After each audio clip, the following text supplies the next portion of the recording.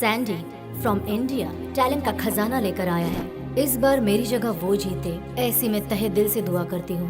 Yes, Yahoo! आज रात candle night dinner के लिए स्पेशल गेस्ट के तौर पर मैं उन्हें इनवाइट कर रही हूँ। Hi grandma, it's like a dream come true. आपको पता है जेना ने मेरे बारे में क्या कहा? फोन किया आ गया, मुझे तुम तो यकीन सारी नहीं दुनिया हो को रहा। भूल जाते हो।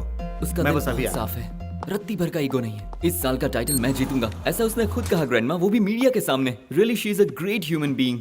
आई हैव नो वर्ड्स फॉर हर।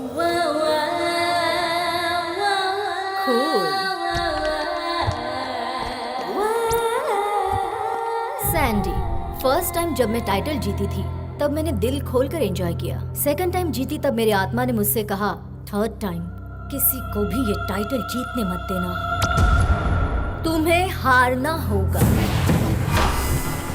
इसका नाम है डांगे, मैक्सिकन माफिया डॉन का खास दाहिना हाथ। ये जेना का बहुत बड़ा दीवाना है और उसके लिए इतना पागल है कि अपने गॉडफादर को भी जेना के खातिर मौत की घाट उतार दिया। हर कोई जानता है कि जेना एक टैलेंटेड ब्यूटी है। मुकाबले में इससे बेटर टैलेंट होने की वजह से ये जीतने के लिए माफिया का सपोर्ट लेती है, लेकिन ये बात किसी को भी नहीं पता। इसे ही स्टेपल सेंटर समझकर तुम्हारी जिंदगी का आखिरी ट्यून यही कंपोज करो सैंडी।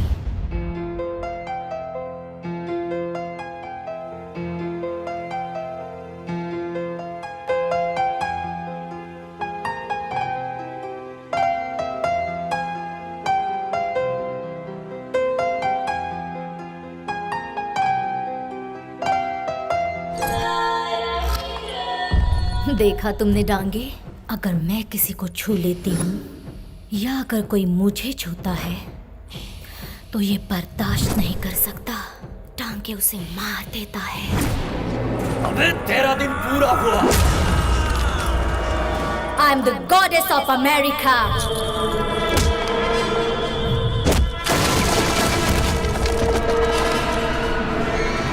तेरी जिंदगी की आखिरी कला को दुनिया में कोई नहीं सुन पाएगा।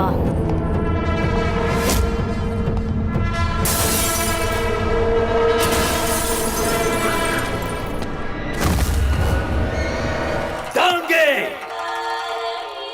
जीतने के लिए सिर्फ टैलेंट ही काफी नहीं होता, मैनिपुलेशन भी आना चाहिए।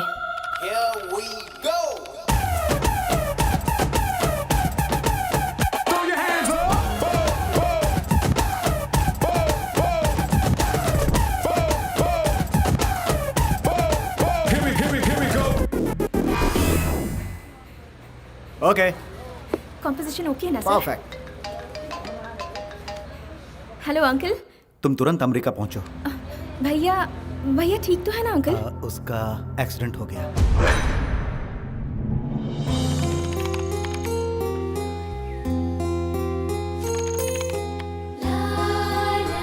अमृता, सैंडी का कुछ सामान लेकर पुलिस वाले आए हैं। अंकल, भैया की लास्ट कॉम्पोजिशन है।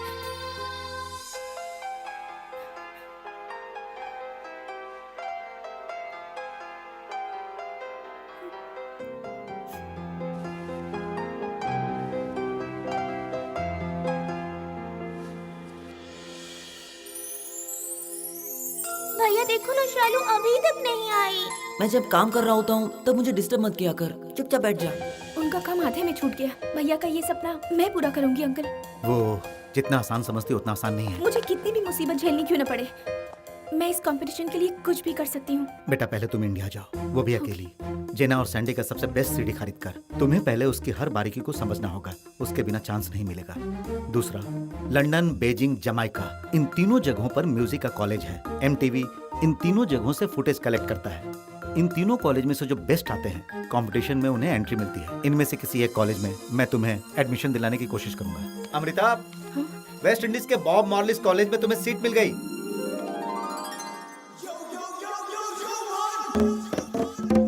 West Indies.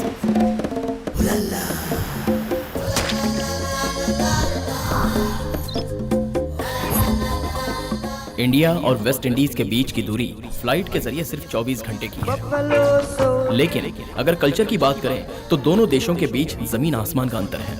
यहाँ के लड़के और लड़कियाँ शादी करके जिंदगी बिताना नहीं चाहते, बस एक दूसरे की दोस्ती से ही ये खुश हैं। अफसोस मत कीजिए, हमारा कल्चर जितना हमें प्यारा है उतना ही उनका कल्चर उन्हें प्यारा है। यहाँ के कल्चर में पूरी तरह डूबकर भरपूर फायदा उठाने वाले में से एक हूँ मैं। बुल्सआई। मेरे बारे में मेरे फ्रेंड से और जानिए। रॉक से फ्रेंडशिप रखना बहुत ही रिस्की है। जानते हो एक बार क्या हुआ? मेरे पापा ने मेरी गलती के लिए मुझे मारा। उसने मेरे पापा को ही धमकी दे दी।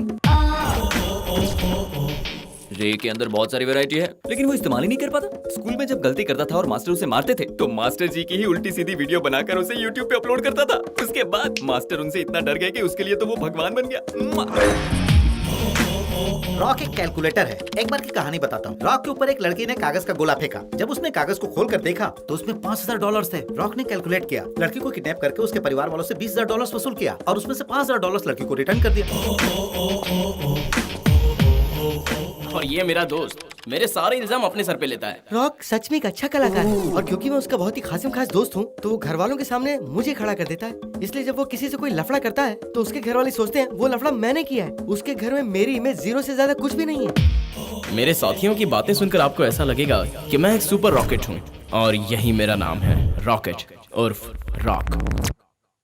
इनका नाम है दीपू, यह है मेरी माँ। इनका नाम है माइकल, ये है मेरे पिताजी। व्हाट्सअप।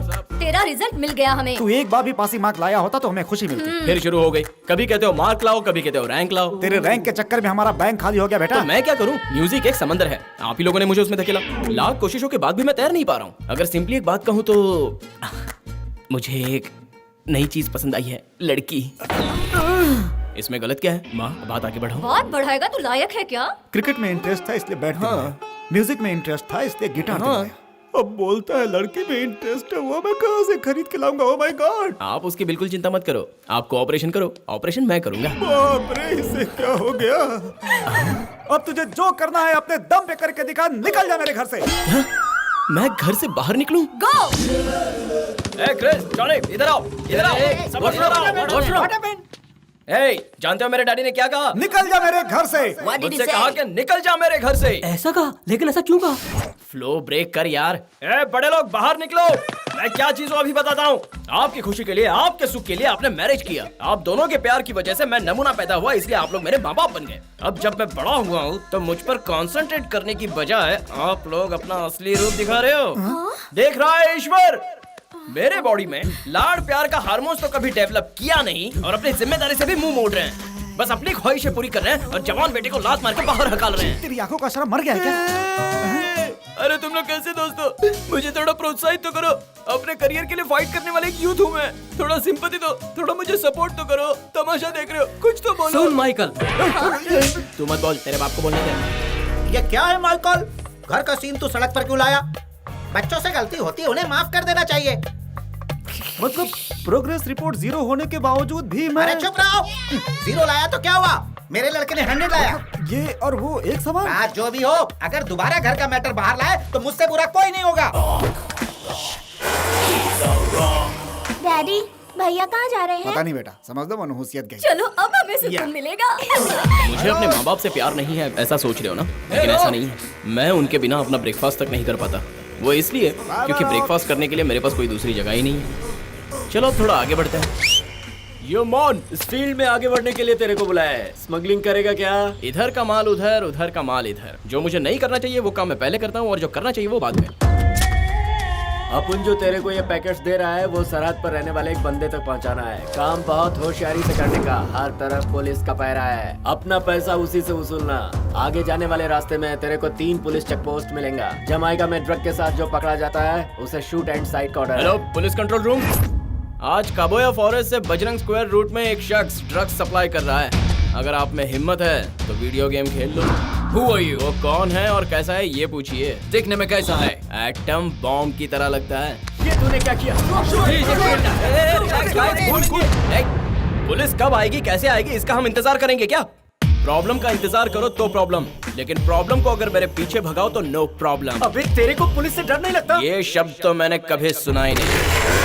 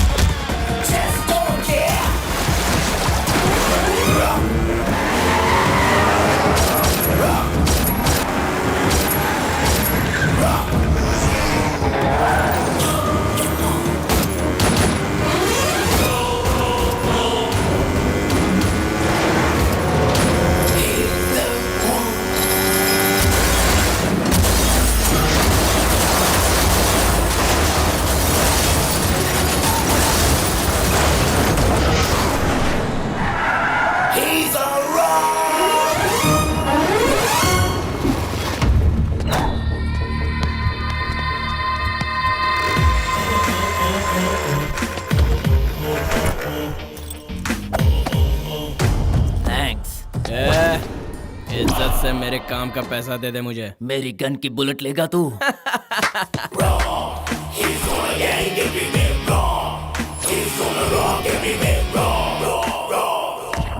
ये सब कौन है? तुम्हारे फैंस है क्या? इतनी जल्दी फैंस कैसे हो सकते हैं? जो मेरे खिलाफ जाता है उसे वो दुनिया घुमाता है, ये उसके फैंस हैं। उसका किसका? वैसे तो इज्जत से सभी लोग उसे भाई कहते हैं, लेकिन मैं उसे प्यार से प्यारे बुलाता हूँ। उधर देख। ब्रदर्स, ओके ओके ठीक है। ये पैसे मैं अपने कॉलेज की फीस भरने में लगाऊं तो मैं हरीशचंद्र की औलाद कहलाऊंगा। डेटिंग स्ट्रीट, हर जवान पीढ़ी यहाँ एंजॉय करने आती है। हे लोग, तूने ये आंखों में काली पट्टी क्यों बांध रखी? इसे ओपन करते ही सबसे पहले मैं जिस लड़की को देखूंगा वो जमाइका के संगमरमर की बनी होनी चाहिए, उस पर जान छिड़कने का दिल करना चाहिए। कुल मिलाकर वो लड़की जानलेवा होनी चाहिए।